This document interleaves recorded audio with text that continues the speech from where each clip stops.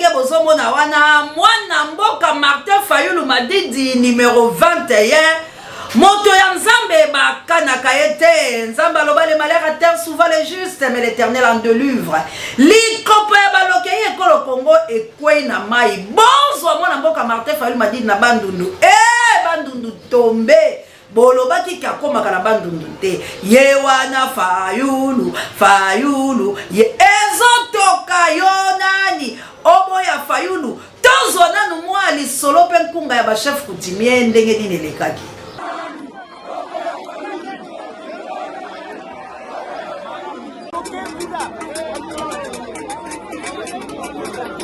Transmission de pouvoir par les chefs coutumiers.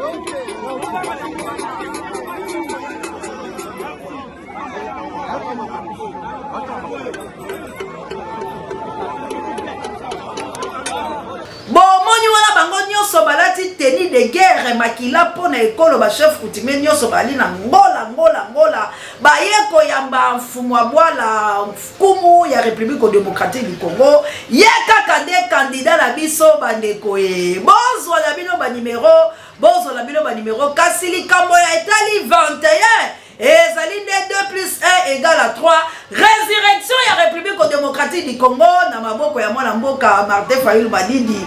Il est l'homme qu'il fallait à la place qu'il faut. Botala ye wana na mitingi boni apeselaki maloba na bakongomani. Ana ya bandondu mbote na beno. Bafumu mbote na beno. Muke na kese ya komona beno. Beno pe kena kese ya komona.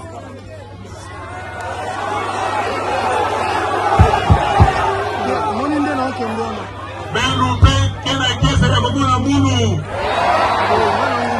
Kiese.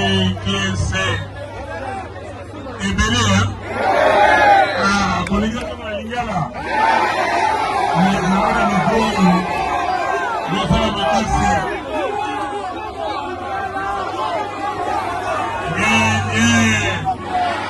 Bandundu oye, Congo oye, esengote, mboka kitoko, tala Bandundu ville mboka kitoko, me banguna alingi babebisela biso mboka, eske bakokoka.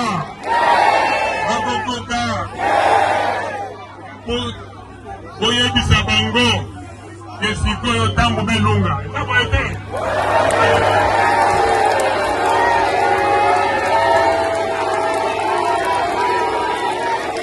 tango belunga mpona kobongisa mboka bana ya Congo bamoni pasi ni.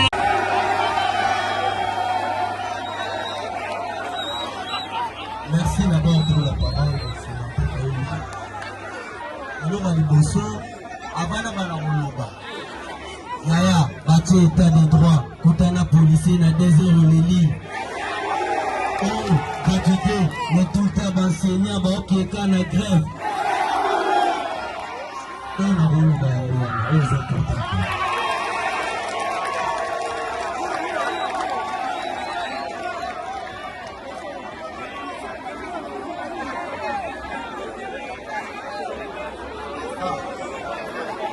bakosa biso depuis bazwa pouvoir bakoma kabandu dute ekoma te na era campagne tomona bango tokopamba bango mabanga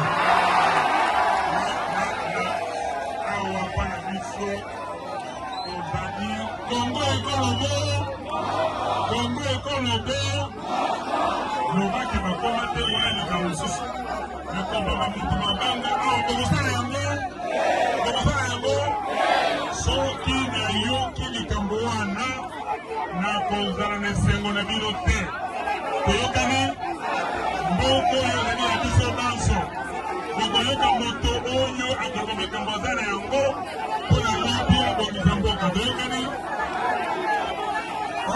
tokotamba bango mabanga te mpe tobatela mokonzi na biso natala nzela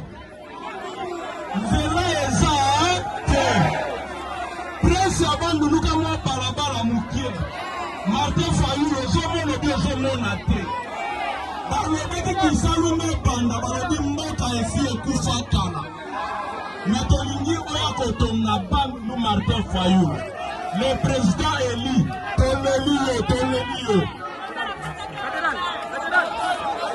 loyembo ekei ezongi muke mpangi na beno mwana bwala atuteli biso chabwala Martin Fayulu Madidi que vive la RDC na yonde bakongo bani bacheli motema telema tobeta ngonga boyende tokatika teki toko wapi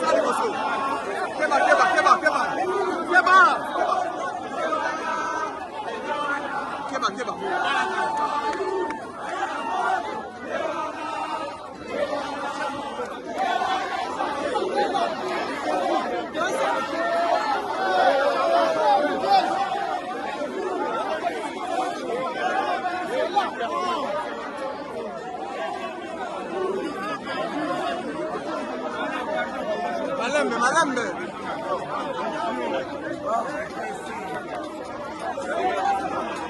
Yes.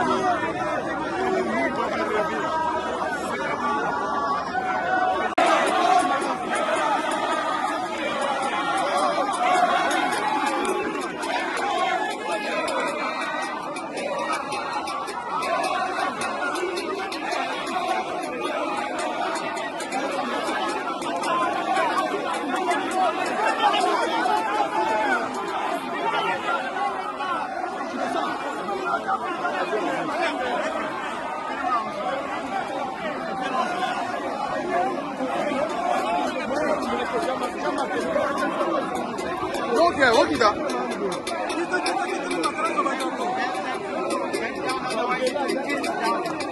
Abikita.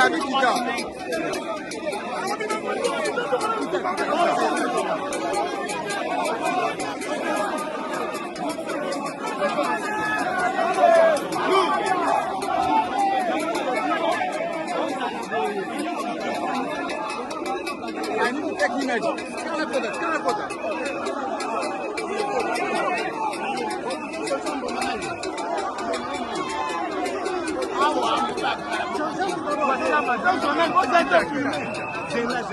Wait.